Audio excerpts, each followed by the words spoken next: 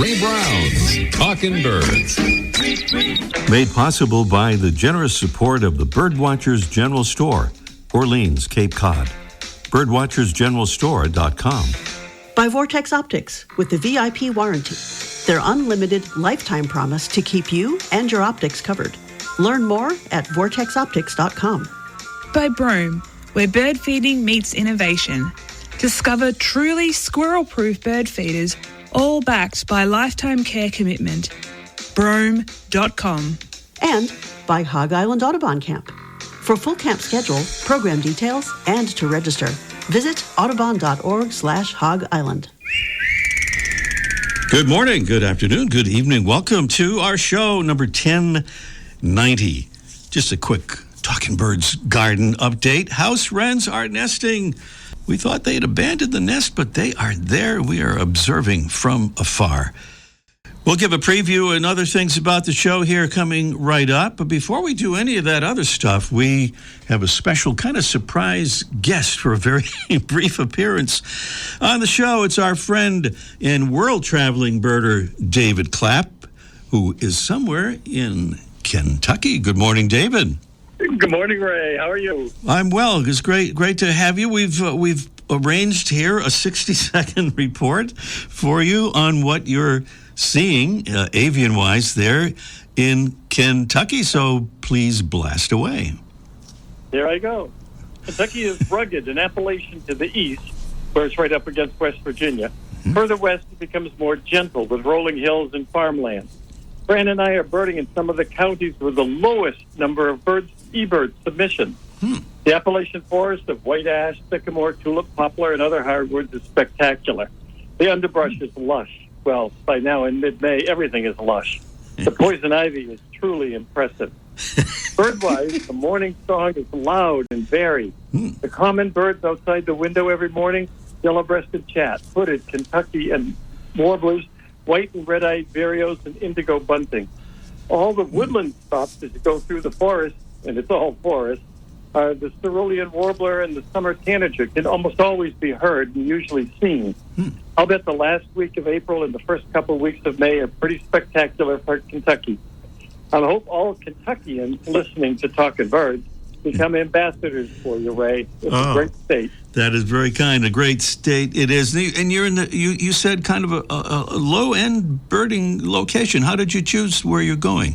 Very interesting. A couple of years ago, in the bird magazine ABA puts out, just called Birding, Noah Stricker wrote an article on the least birded counties, because eBird does everything by county. Least birded counties in the U.S., and 11 out of the top 30, I think it was 11 out of 30, are in Kentucky. So Fred and I said, well, what the heck? We need a vacation. Let's go to rural Kentucky and look around. All right. David, we're well beyond our 1 minute thing, so we're going to give you some applause there. And thank you. Thank you so much, David. Pleasure. David Clapp and his wife, Fran. They're in Kentucky checking in. So we were talking about the Talking Birds garden and those house wrens nesting down there, and our frog, our Seymour. He's our Talking Birds frog, observing things there. And I'm leading into something else about frogs. And it's about a website created by our friend John Middleton down in Mayo, Florida. It's frogmorefocus.com. That's right, frogmorefocus.com. And it's a great website if you'd like to see some fabulous photos of birds, as well as mammals and insects and reptiles and amphibians, and a whole lot more. It's frogmorefocus.com. Middle of May, Plurting Month here at Talking Birds. Plurting is picking up litter while birding, something we like to do and encourage others to do as well. And if you'd like to become a proud plurter and take the pledge, stay tuned. We'll give some info on how to do that. It's very easy. Meanwhile, we have a plurting postcard from out in the Windy City. Hello, this is Caitlin from Chicago. I'm in North Park right now, my favorite little spot for birding. I just saw a lot of really cool ducks last month, and right now I'm hoping to see some good spring migration birds. And I love to pick up trash at this park because it makes me feel like I'm giving the birds a beautiful, better home by picking up all the trash that's around. And it just makes me feel like I've done something good for the day and made a good impact on my community. And I think you have, so thank you so much, Caitlin. We're welcoming more flirting postcards. Send them to Ray at talkingbirds.com. Meanwhile, if you'd like to become a proud flirter, easy to do at talkingbirds.com. And one of our newest proud flirters is Johnny Tornstrom from Apopka, Florida. He says, when I first learned of flirting from the show, I started immediately. I bird with my dad, and when I picked up my first piece of trash, he said it was silly. I still proudly plurred to this day. Thank you, Johnny. To take the flirting pledge, easy to do. Just go to talkingbirds.com/flirting, and you'll see the thing there. It says take the flirter pledge, and if you like, we'll send you an iron-on proud flirter patch. That's our mystery bird, a quick preview of the mystery bird contest. Coming along a little later in the show, our mystery bird is a marine environment species with a slim profile and striking white breeding plumage, accented with a black cap and a black bill with a bit of red at the base, and in breeding season, a pale pinkish breast. Our bird forages by swooping and diving for small fish. It's a bird in two groups in North America, off the islands southeast Canada to Long Island, New York, and another population down in the Caribbean. Our mystery bird, the contest coming along a little bit later in the show, and big, beautiful prizes await. A salute to another Talking Birds ambassador helping us get the word out about birds and conservation. Thank you to Deborah and Roberta from Granby, Connecticut. Thank you, Deborah and Roberta. Thanks for the kind words about the show. To sign up, it's that same place there. It's the Get Involved tab at talkingbirds.com. Same place we mention every week, I guess. That's what I'm trying to say there. Get Involved tab at talkingbirds.com to be an ambassador. Still to come today, we'll talk with the Seabird Institute's Rosy Tucker about the new season at the world-famous Hog Island Audubon Camp in Maine. Also today, Mike O'Connor will join us for Let's Ask Mike Live.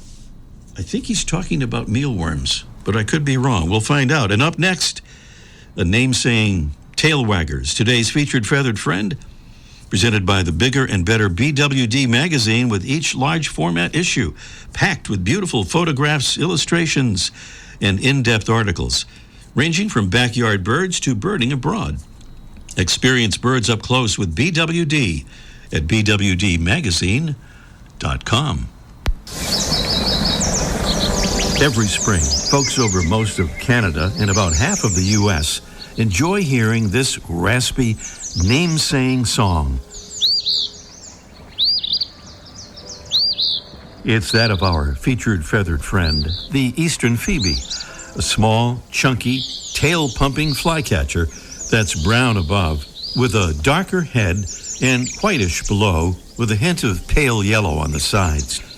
That tail, which the phoebe twitches almost constantly while perched, is medium length and square-tipped. Eastern phoebes typically build their mud and grass nests in sheltered nooks under the eaves of barns and houses and sheds like the one right next to our Talking Birds garden, where the birds have often brooded clutches of eggs once or twice per season. The bulk of the eastern phoebe's summer diet consists of insects, including wasps, bees, beetles, and flies, which it often catches in midair, along with spiders, ticks, and millipedes. The eastern phoebe holds the distinction of being the first bird to be banded in North America when John James Audubon tied a bit of silvered thread to an eastern phoebe's leg to track its return in future springs. The conservation assessment group Partners in Flight rates the eastern phoebe as being of low conservation concern and estimates its global breeding population at about 35 million individuals. With big numbers like that, the eastern phoebe values privacy, The Cornell Lab's All About Birds site describes the bird as a loner, that even mated pairs don't spend a lot of time together, and that females often shoo their mates away, even during egg-laying time. The eastern phoebe, scientific name Sayornis phoebe, today's Talking Birds featured feathered friend. Welcome again to our show number 1090. Rosy Tucker is a seasoned science educator and nature enthusiast. She holds a BS in ecology, evolution, and natural resources from Rutgers University and a master's of teaching from Virginia Commonwealth University. She's the manager of public programs for the famous Hog Island camp in Bremen, Maine. And she's joining us now for a 2026 update and about the camp experience and what is so special about it and some of the results of that. Good morning, Rosy. Good morning, Ray. Thanks for having me on today. Our pleasure. It's been a year, so I figure it's about time we have you back here again. Well, even I am not old enough to remember when Hog Island Camp was founded in 1936, making this its 90th anniversary year. What can you tell us about what it is about Hog Island Camp that allowed it to reach such an amazing milestone? Yeah. Well, the last 90 years have not been without challenges and ups and downs for the camp. Yeah. But what has kept it going throughout all of that time is really the community here. People refer sometimes to, the magic of Hog Island when they come here. And yes, there's this kind of profound natural beauty that you experience in the spruce forests and along the shoreline. It's a really wonderfully beautiful place, but that magic is really the people and the community and the people who care about this place, and that's what keeps people coming back year after year, because you can just leave the world behind for a little bit when you're on Hog Island. You can experience that camaraderie and make new friends and just be with people who share your interests and your passion. And the community has kept it going as well. In particular, the Friends of Hog Island, they are a nonprofit that exists solely to support the camp, both with volunteer hours and financial contributions. And that is a community of people who just really deeply care about this place and want to keep it going. And the camp couldn't function without them. So throughout all the last 90 years, it's always been, of course, about the birds, but also really about the people. All right. People who make this place. I think we could say about the magic too, but because of the people. Well, camping sessions begin, I believe, on May 24th, a week from our live version of our show today on the 17th, and continuing through most of September. That's a lot of camping sessions. Rosy, can you give us a quick rundown of the camp sessions? Just kind of give us a flavor of what's there and maybe what's new this year. Sure. Yeah, so it's a long season, and we do lots of different things. We offer overnight sessions mostly for adults, but also for teens and families. And of course, the focus of most of our sessions is birding. We are National Audubon, but we also have photography sessions, arts, mindfulness, educator session, and more. And this summer, the really big deal, exciting thing is our 90th anniversary session. So that's the weekend of August 20th to 23rd. And people can choose to come for the whole celebratory weekend or just show up on Saturday, the 22nd, for our open house.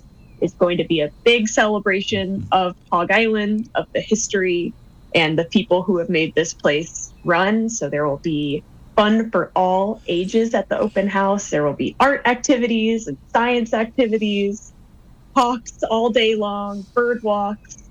It's going to be a whole lot of fun. The other thing new this season are a couple of mini sessions. So for folks who can't commit to a whole week out here, there's a couple of sessions that are just 2 or 3 nights. So that's a nice option for people who, it's hard to take time off work and make that long trip out here. So you can learn about all of those on our website, where there's more information. All right, we'll give that website in a moment here. You mentioned about a long trip. I know people come from all over to Hog Island Camp. It's been described as the origin of the nationwide environmental education movement and the inspiration from a lot of people from all over who've attended camp sessions and then become part of the conservation movement.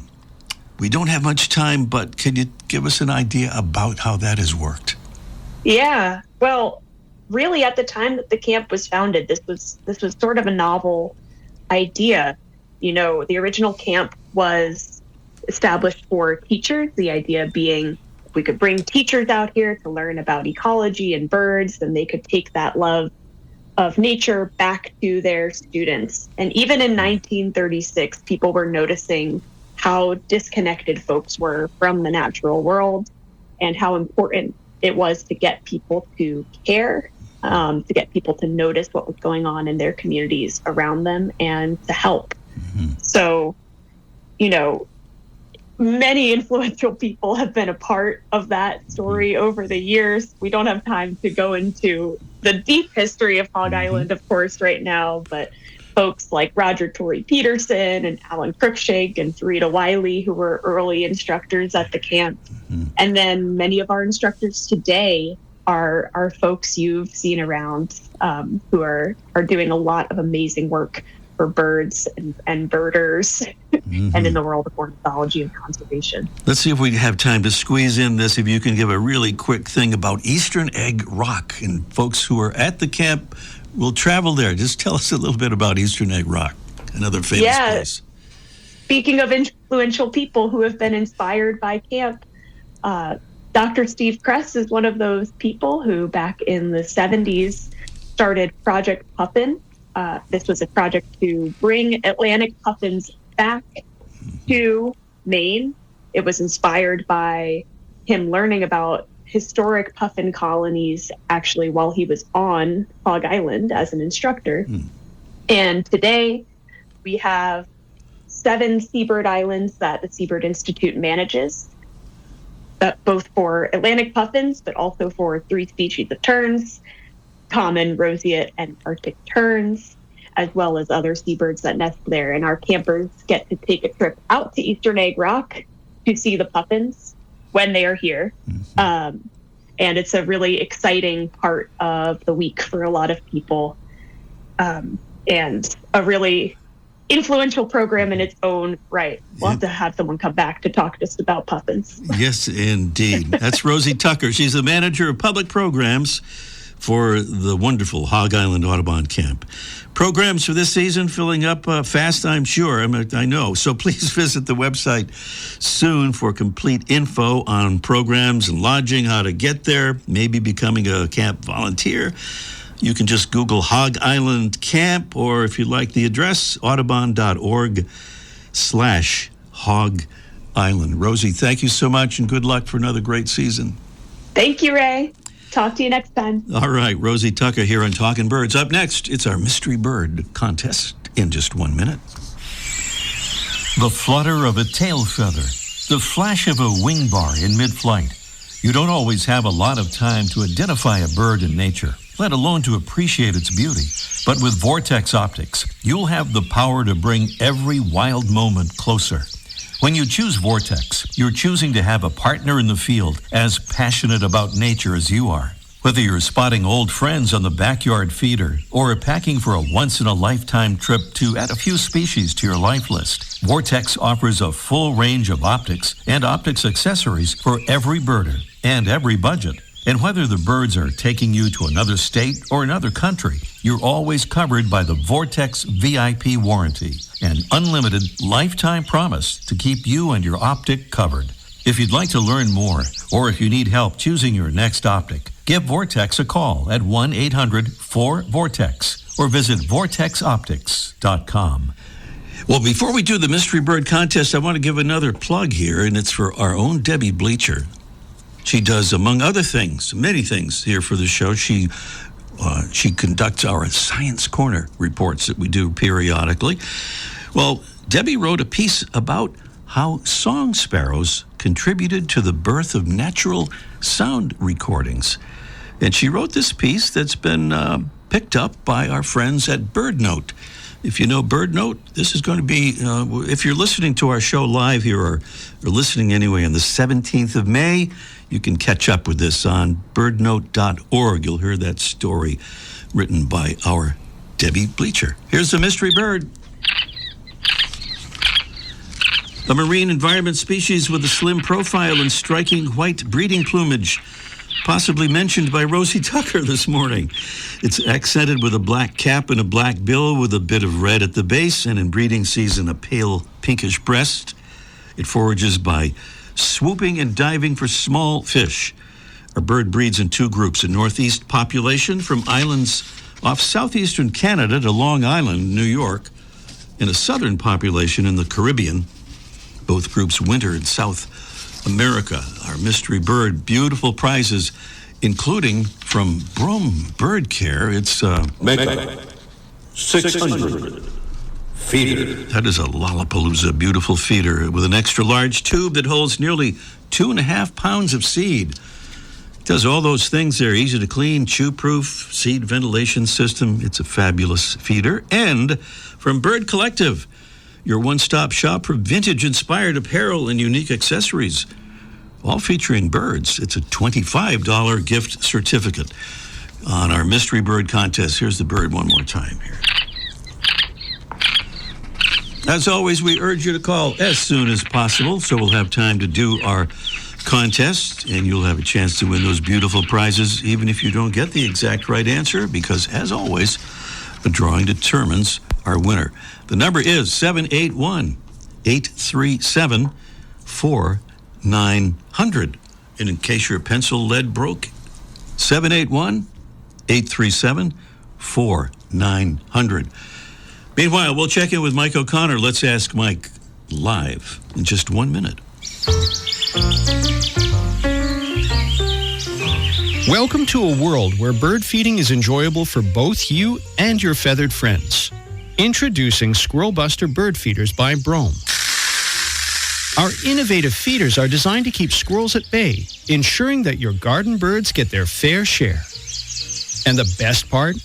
We offer lifetime care for every feeder, making your purchase worry-free. Transform your garden into a bird paradise and keep it that way forever. Sorry, squirrels. It's just for the birds this time. Visit Brome.com, BROME.com, to discover our full range of Squirrel Buster feeders and join the Brome family today. Brome, where birds come first, and our commitment to you lasts a lifetime. Mike O'Connor is at the famous Birdwatchers General Store on Cape Cod. A lot of famous places on the show this morning for sure. This is one of them, and good morning, Mike. Good morning, Ray. And first thing, I have to apologize to the people of Kentucky. I'm sorry David Clapp ended up going there. It's not fair to those people. I think they've already asked him to move on to another state, in fact. I would hope so. And I like the fact that he's on vacation. He hasn't had a job in like 3 decades. How can you go on vacation if you ain't got a job? My mother always said this to me, and to David. Well, Mike, there's so much going on. Yeah, I'm sorry. Go ahead. No, yeah, you're right. I didn't know your mother talked to David that much. But good. Oh, yeah. With so much going on the show, Mike, I have to say I kind of forgot what your topic is today. We're doing mealworms. Is it mealworms? I was going to say mealworms, but I wasn't sure. Yes. Yeah. We got mealworms today because mealworms, over the years, people have put out sunflower seed and Niger seed for birds, and then suet, and peanuts become popular. And this time of year, we put out grape jelly and sugar for orioles and hummingbirds. But mealworms are becoming more popular. They've always been popular with the pet industry. People who had frogs and turtles and geckos, they would feed them mealworms, and people who raise chickens give them to mealworms. Now it's become more popular with the backyard people, my friends, the people who offer backyard birds food. And mealworms are basically the larvae of yellow mealworm beetles. If you let them grow, they turn into beetles. They don't turn into those clothes moths, so you don't. When you lose your seersucker jacket, won't get chewed up by that. And so you can get them in two forms. You get them. The handiest way is dried. You can just buy them in a package, and they look like Funyuns. You know, those snack foods. They're just all crumbled up. What are they? Funyuns? Funyuns. Broken up Funyuns. Oh, okay. Yeah. Don't buy the wrong ones, and don't eat the wrong ones. Got it. And so you can get them dried and just put them out in a dish or a bowl or a tray, and the birds come. And that's a popular way to do it in the fall and in the winter and early spring. And then the warmer weather, we put out live mealworms. It's a little bit more complicated because they cost more, and you have to refrigerate them and feed them once in a while. But put out a little bit at a time in a dish, and the birds come. And most people get mealworms because they want to get bluebirds, because everybody loves bluebirds. But a lot of birds like mealworms, so they make specialty feeders because everybody has to control which birds they get. So they have these kind of fancy specialty feeders that restrict certain size birds and just allow bluebirds or smalls to come in. But the thing I want to point out right now, because I know you're out of time, is this time of year when it's nesting season, you should put away, if you offer mealworms, put away the dried mealworms and just use the live ones, because the baby birds that are in a nest, they can't go out and get a drink. So if they're getting stuffed with these dried Funyuns, they can't get any water. They have to get it from the food they eat, and they're supposed to be getting insects. So if you offer mealworms, use the live ones for the next month or so while it's with baby birds, and then go back to the Funyuns later. Funyuns are later on. Yeah. Well, we followed your advice, Mike. We've got live mealworms out there, and those nesting house wrens are going after them. See that? Oh, yeah. Yay! Yes, indeed. Thank you, Mike. All right. Talk to you next week. Happy Flirting Month. Happy Flirting Month. Thank you is right. Mike is a major flirter, by the way, as we found out on a recent show. So we're back to the mystery bird contest in any case. And this mystery bird here, I gave a little clue that Rosy Tucker mentioned this bird when she was on with us a few minutes ago. A marine environment species with a slim profile, striking white breeding plumage, accented with a black cap and a black bill, a bit of red at the base, and in breeding season, a pale pinkish wash on the breast. It forages by swooping and diving for small fish. And Kimberly is in California with an answer for us, or a guess or something like that. Good morning, Kimberly. Good morning, Ray. Good morning. Good morning, Kimberly. Let's see. I think we're a little short on time, but we have time to do an answer here on our mystery bird. If you can give us an answer, what you think that is. Absolutely. It is the Rosy Tucker, in nod to Rosy Tucker, who you just had on your show. You know, I didn't even think of that, but that's absolutely right. You might think that we planned to have the Roseate turn because we had Rosy Tucker. Actually, I think we're going to go ahead and claim that that's exactly what we did. Thank you. Sounds good. Thank you for that. Kimberly, if you will just stay on the line there, we'll arrange to send that beautiful Brome Mega 600 feeder to you and that Bird Collective gift certificate. All right, thank you, Kimberly. Correctly identifying the Roseate turn in honor of Rosy Tucker here on our show this morning. We are just about out of time. If you'd like to support our show, we'd like to modestly recommend you go to patreon.com to help us keep the show going. You can make a contribution there to Talkin' Birds at patreon.com. Thanks to our amazing Talkin' Birds team, Debbie Bleacher, Freya McGregor, and our producing engineer, Jesse Wilkins. I'm Ray Brown. Thanks for being with us, and see you next week. The Bird Show. I like that. Ray Brown's Talkin' Birds. Made possible by the generous support of the Birdwatchers General Store, Orleans, Cape Cod. Birdwatchersgeneralstore.com. By Vortex Optics with the VIP warranty. Their unlimited lifetime promise to keep you and your optics covered. Learn more at vortexoptics.com. By Brome, where bird feeding meets innovation. Discover truly squirrel-proof bird feeders, all backed by lifetime care commitment. Brome.com. And by Hog Island Audubon Camp. For full camp schedule, program details, and to register, visit audubon.org/Hog Island.